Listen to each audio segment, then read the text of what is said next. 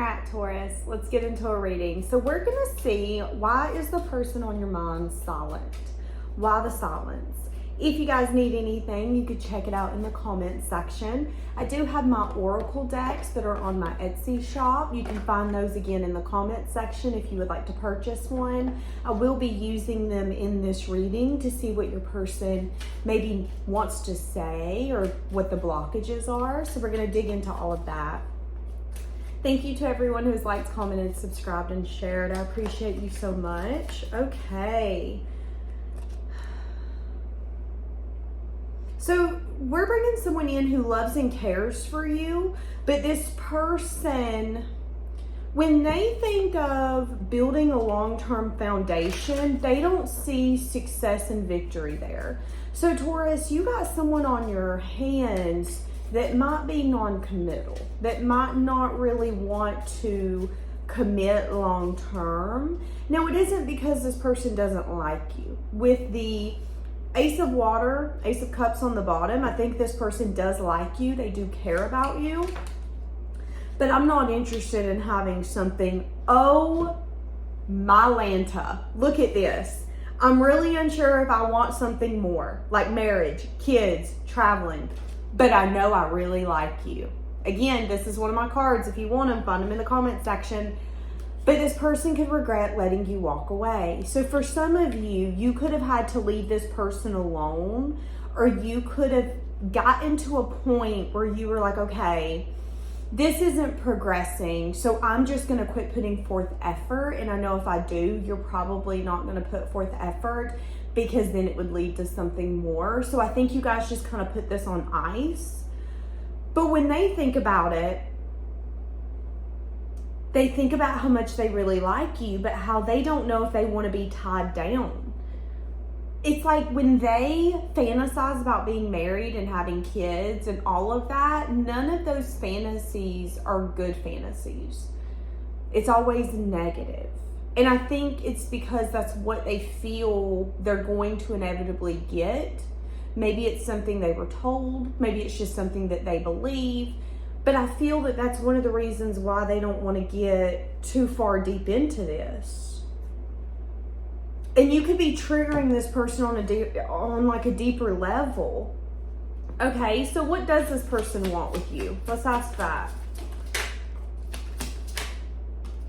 So this is so interesting. This person's contradicting themselves. I want a new beginning. I want stability. I want all of that. But I don't really want to share emotion, and I don't really want to talk about the future. It's like you got someone on your hands that wants to enjoy the moments with you. They want to enjoy having time with you, spending time with you, and they want stability and consistency in this relationship.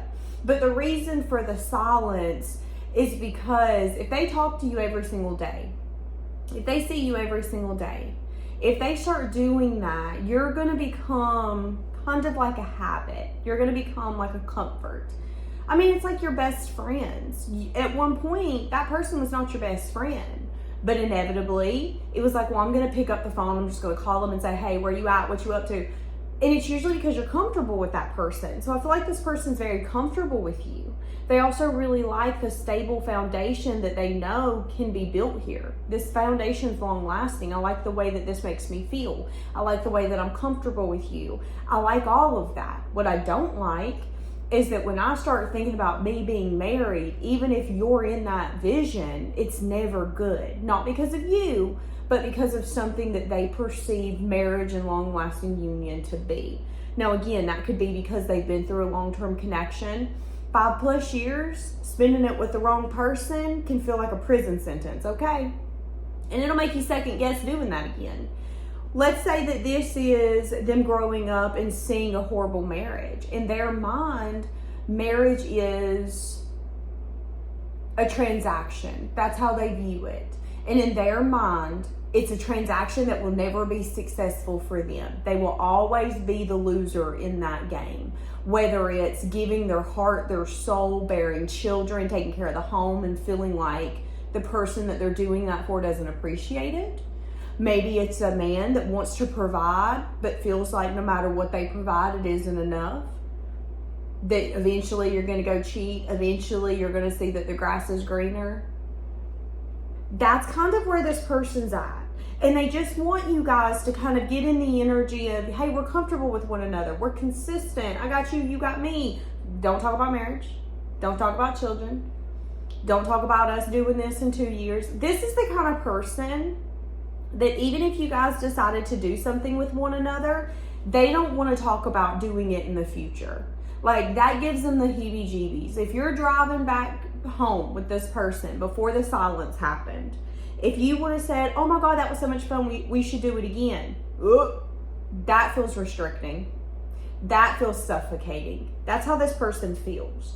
Now, why do they feel that they can't have success and victory in a long-term commitment?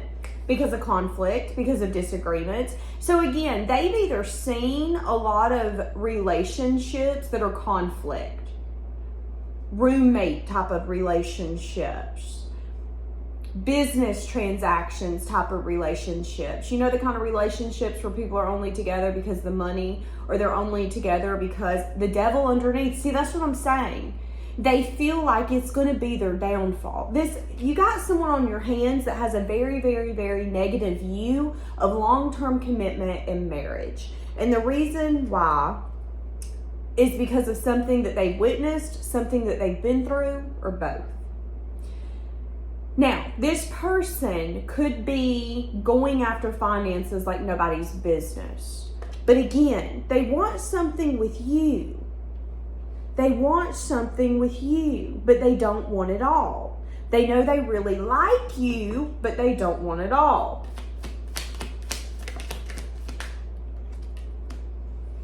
And they can't be honest about it. That's another reason for the silence. This person has an inability for them to explore. Why do they feel that relationships always turn to pettiness, to conflict, to disagreement? I would vote, tell me what you feel, that if you view someone in a relationship that's very petty, most of us have been there, I've been there, most of us have been there, where you've been in that relationship and you were really petty. If you're honest with yourself, you would go, oh, that was immaturity. That was immaturity 100%. I was maybe in a circumstance or a situation where I shouldn't have been my butt in it. But there I was, thinking I was grown, thinking I knew what I was doing. That's kind of what I'm getting. But, you know, usually when you get out of those circumstances, you really gain the information that you need, and you go, oh, wait, the reason that relationship was maybe so hard is we were young. We were immature. They would look in the direction of someone, and I would automatically assume, oh, you're looking at them, when maybe they weren't. Now I think they're lying. It can lead to a bunch of pettiness when simple growth and understanding oneself and understanding what one wants in a relationship and being able to seek that out, that can make a huge difference in your relationships. However, this person is having a really hard time gaining the information that they need to recognize that maybe what they view relationships as is not necessarily reality for everyone. I mean, if I sit here and say, oh, all relationships are toxic, I guarantee some of you can put down below, no, I can tell you one that's not toxic. And if you've seen it, you would agree. Not everything is that black or white, that hot or cold. So I think this person's got to learn and recognize that sometimes we get what we will accept. And if they're willing to accept the truth of nothing's ever going to be successful, marriage will be conflict and disagreements and pettiness, maybe it's because they don't trust themselves. Maybe it's because they feel like they're a bad picker, so they feel that they pick people who are petty, who are drama, who are insecure and fighting. But maybe that's exactly what they need to work on inside of them. So that's what I'm getting here, is that there could be a lot of silences because this person's got a lot of work that they need to do on themselves. And I don't feel like they're really doing it yet. I feel like they have regrets, but I feel like they're kind of still stuck in but I don't know if I want something more. I don't know if I want to travel with someone or have kids with someone. Sometimes people figure that out when it's too late. And you have to be able to allow this person to figure it out. And you also have to allow them to possibly figure it out when it's too late, okay? So this person's got to gain that information. Now, I also feel in order for them to be honest with you, they have to be honest with themselves, and they haven't done that. So they haven't been honest with you about the fact that they feel that they will never have a successful relationship. They feel that way. So as long as they feel that way, they're never going to have it. And as long as they feel that way, they're going to constantly feel that they pick people that they can't trust. They're going to constantly feel that they're picking people that only want them for one thing, whether it's their looks, what they have to offer. You only want because you don't know me. Well, if that's how you feel, then it's probably going to take place because something's going to happen. We might not even be compatible. However, when we split, you're going to automatically assume, oh yeah, it was only a matter of time. When maybe it's just a compatibility issue. That's where this person's at. Now, how are they viewing you? They view you as someone who's maybe getting some sense of justice. They could view you as someone who shows up in the world like a Libra. I don't know what that means, but okay.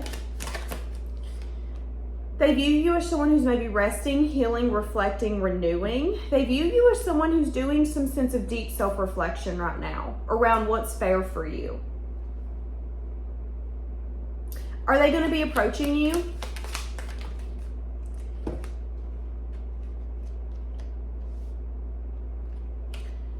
The choice will be coming up on whether or not they want to approach you.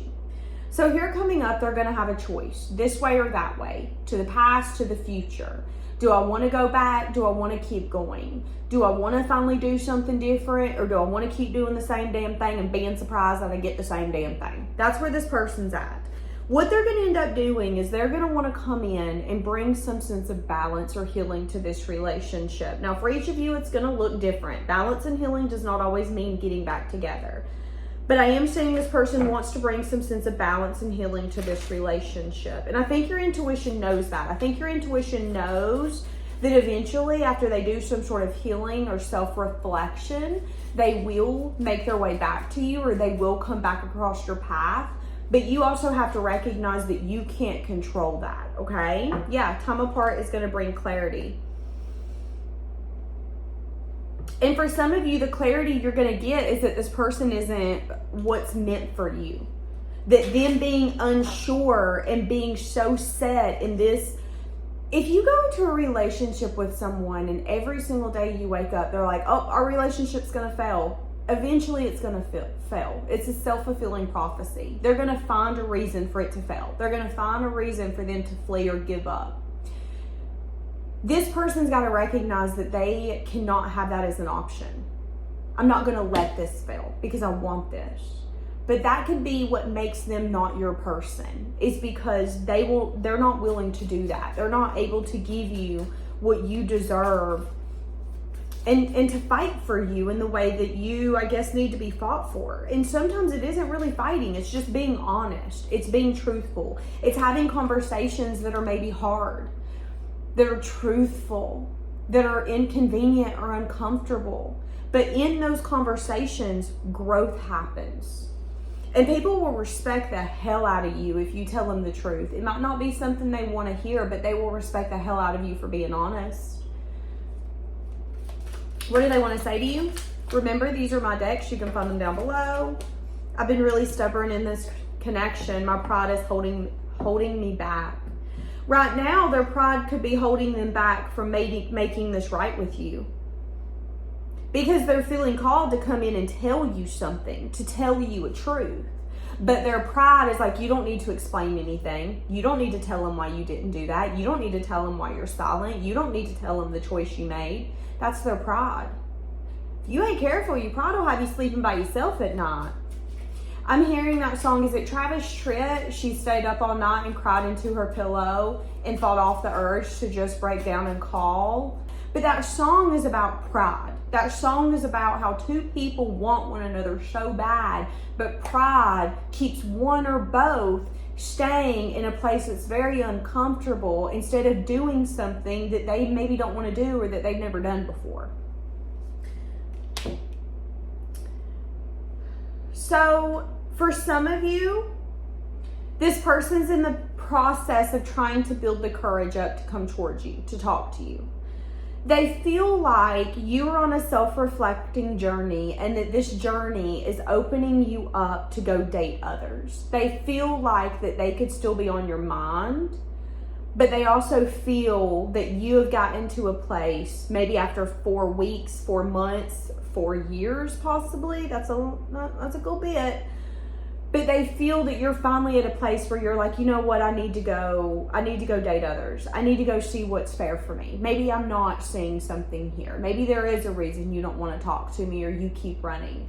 I'm not going to chase you down and be like, please take the ice cream, please, please, please. But that could also be giving them the desire to want to come in and have a really hard conversation with you. Now, some of you, they're just going to ask for your forgiveness, and then you can decide what you want this to look like and then move it forward, okay? My ego does not want me to admit how much of a hold you have on me, but I've been thinking about the good times that we've shared with one another. So their ego is like, you don't need to balance that. You don't need to heal that. I'm telling you, their ego and their pride, boy, let me tell you, they don't got no room in their bed at night or in the car as they're driving down the street, because their pride and their ego is their right-hand man or woman. It's actually really sad, to be honest. But it's interesting. I think this person could be recognizing it because I wish I could rewind time and change a few things. So I think this person could be starting to recognize how they've acted here. How exactly what they're scared of is exactly what took place. Again, let's go back. This person's scared of pettiness. This person's scared of conflict. This person's scared of disagreements, which is exactly why they bring in silence. They ignore you. They run. They come in. You guys spend time with one another. Then something happens. But I think now what they're starting to see is exactly what they're scared of is exactly what they bring into the relationship. I'm scared of drama, conflict, and pettiness, but I am exactly what I'm scared of. I am the drama. I am the conflict. I am the pettiness. Time apart could be bringing that clarity in the distance. Clarity that maybe they didn't want to be honest with themselves about. Yeah, so you might not see that this person's going to come in out of nowhere with a conversation. I'm telling you, they're going to come in when you least expect it. You're going to be like, who is this? Your iPhone might have to be like, iPhone suggestion, this is. They're going to come out of nowhere. They're going to make the final decision to open up dialogue because it's burdening them and that they've been putting it off and they can't put it off anymore. You're going to be at a place where you have not only understood your morals and your values, but you know what the hell you want. So I see you being kind. I see you being nice. I see you being open, but I also see you being at a place where if you feel like you are having to self-sacrifice, you're going to put up a boundary. You're going to make sure that you are true for you. You're going to make sure that you are your biggest cheerleader because you don't want to be discontent with what they have to offer. And you feel that at one point you were empty-handed. So you're trying to listen to your intuition, and your intuition could be telling you not much has changed. So that's what's going to end up happening. Some of you, you're going to end up having a conversation with this person, but it's after you've connected to yourself on a deeper level. And it's like at that point, the universe is going to finally bring this person in, and they're going to close the distance and the silence. But then in that moment, the universe is going to say, okay, what have you learned? You've been connecting with yourself. You know what you value. You know what's correct for you. Can you apply it? Can you apply it? Because here we are. This person's been stubborn. They've been letting pride and ego be their right-hand man or woman in the car. Where are you supposed to sit at? In the back? In the booster? What kind of relationship's that? Do you really want to be a third wheel to this person's pride and ego?